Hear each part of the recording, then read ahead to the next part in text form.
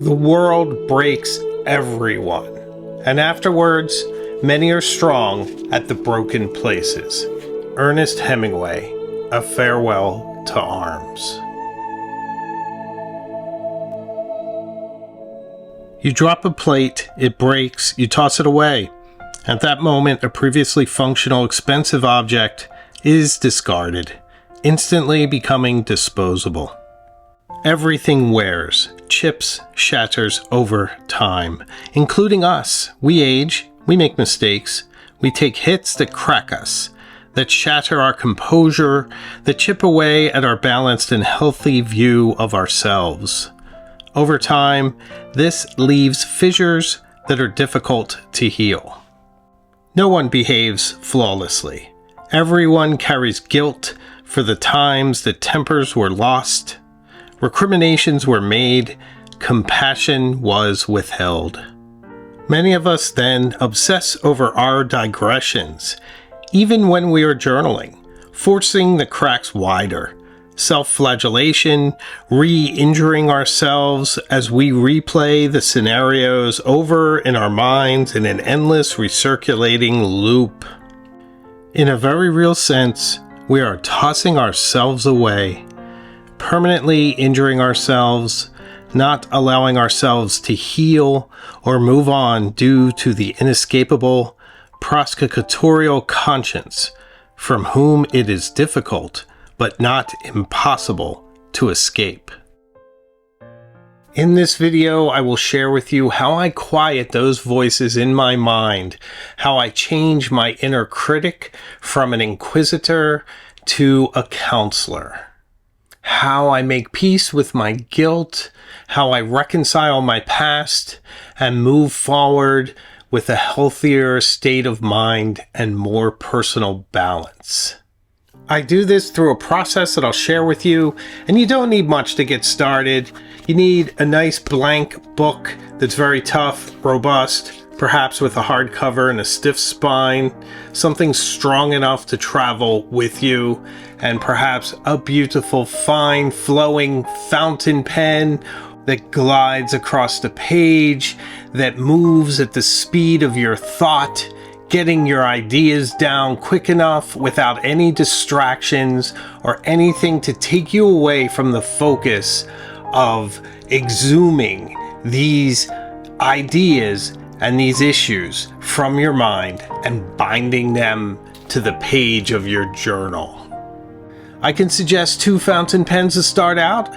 A TWSBI Eco with a beautiful reservoir of ink that will keep you writing for a very long time, and very smooth, reliable nibs, or a Lamy Safari, very light pen, easy to get started with. Both are fantastic pens to journal with and to take with you on your adventures. So what is the name of this process that I use for better mental health? I call it Journaling Kintsugi. Let me tell you how it helped me to stay calm, focused, to make peace with my past, and to have just a healthier outlook on everything. First, let's start with what Kintsugi is. There are many ways to fix something. You can do your best to restore it completely as to how it was when it was new. Even when this is possible, though, it does add a level of artificiality since it has been altered, and this altered state is now part of its story. Another thing you can do is to improve the object and to make a feature of the fractures and breakages. This is Kintsugi at its essence. With Kintsugi, instead of concealing the breaks in pottery, it elevates them to artistry. In golden seams across the bowls, level with the porcelain, delicately applied, continuing the curve and shape of the original object. Transforming it, elevating it to something transcendent, beyond its original form, without hiding any of the breaks and imperfections. It is artistry expressed through the media of broken things. Kintsugi uses urushi lacquer mixed with powdered precious metals, gold, platinum, silver, to fill in the cracks and to mend the broken pieces together. This story may be apocryphal, but it is believed that 400 years ago, Kintsugi arose when a damaged Chinese tea bowl was sent back to China for repairs by Shogun Ashikaga Yashimasa, and was returned to him with obvious staples. The shogun was not pleased with the repair. This inspired his Japanese artisans to create a more elegant way to mend porcelain. So how does all this relate to journaling? Well, let me guide you through it. Journaling for better mental health involves writing down an honest description of your state of mind as it evolves over many hours, days, months, and even years.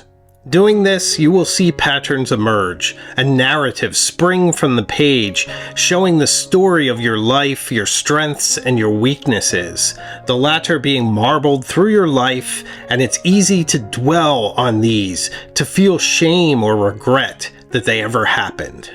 There is this longing to go back to a time before when the bowl was broken. But that is impossible. But you can adapt one of Kintsugi's most important tenets, and this is the one that led to its creation. Treat the broken object with respect. It is worthy of being healed, as I am, as you are. And healed you will be with adhesions of gold. We are valuable. We have so much to contribute, so much talent and love to put out into the world. We must be healed. To do this, first, you must gather up all the broken pieces. This requires an honest appraisal of your state of mind, your situation, and your shortcomings. Gather up your thoughts, reconstruct the timelines around them and the impressions and anything else you feel is associated with it. Describe these with enough distance to be accurate and avoid the tendency that at least I have to obsess over each part, to experience the pain all over again. Resist the urge to self-criticize as you describe a transgression on a journaling page. Instead, diagnose it. Look at the context, why something happened, the circumstances around it. Look for the triggers that led you toward acting in a certain way. This will certainly give you a lot to write about as you delve in and describe an entire situation and try to find ways that you could have handled it better. It's like being a counselor for yourself, but the important part is to keep enough distance that you're not experiencing the pain all over again, to try to look at it more clinically. Just a little bit of separation, but quite a bit of compassion for yourself, because even in our worst times, we are all good people that are trying to do our best. So look for the triggers that led you toward acting in a certain way, and this so that you can act differently in the future and make better, more healthy choices for yourself. I mean, the one thing is, if you've been looking for a project and something that you can consistently journal about, why not make your project yourself and your own personal growth? This will give you so much time that you can spend writing, working on your handwriting, all that, while you delve deep into your psychology. The point of this exercise is to accept that you have flaws, that you have made mistakes, and then to tie them to the page with ribbons of ink, to accept them, and to celebrate with a glowing acceptance of yourself as a full person, flaws and all, as rich and lustrous as gold. See, in this way, you just see these digressions that you've done through your life, and they just become part of the thread of your life. And whether you look at it as a crack, as something that can't be healed, or something that is full of gold, that's shiny, that has led you to the future, is really your choice and the point of this whole enterprise. Embracing your mistakes without criticism or obsession is an act of self-compassion, of accepting yourself as a full person that has shortcomings and failings, but is ultimately good in striving to be that well-balanced person that is a great friend, father, husband, worker, someone who is productive and happy, aspiring toward your life's goals. And then as you do this more and more, you'll be able to stop that inner critic in real time, because you'll remember how you were able to see some of the negativity and turn it into a positive. That when your self begins criticizing yourself, you can sort of guide it and change the tenor of its tone.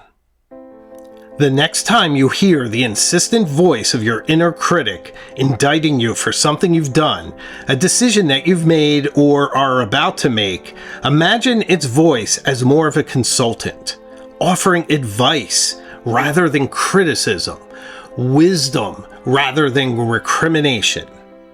See, this will make that inner voice more of an intuition, a guide, a counselor, rather than a critic and someone who is constantly whispering negative thoughts in your head.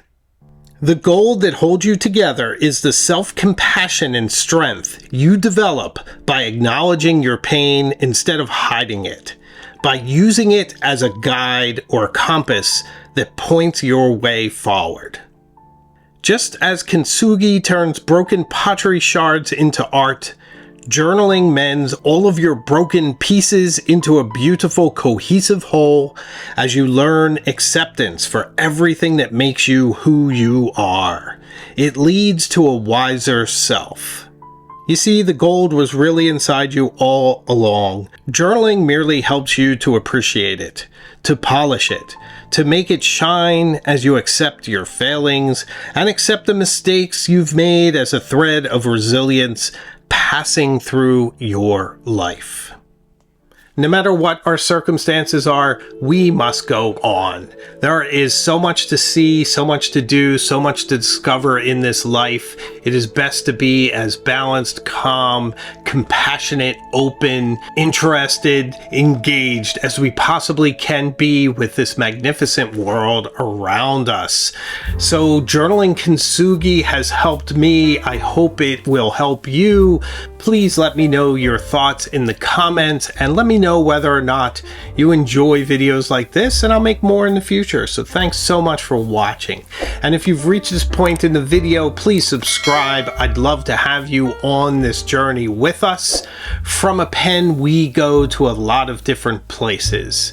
So I also have membership available if you want to support the channel even more.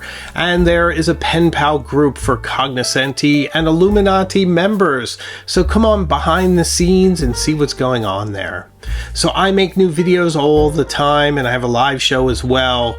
So I can promise you we will see each other again very soon, further up the road. So please, take care of yourself.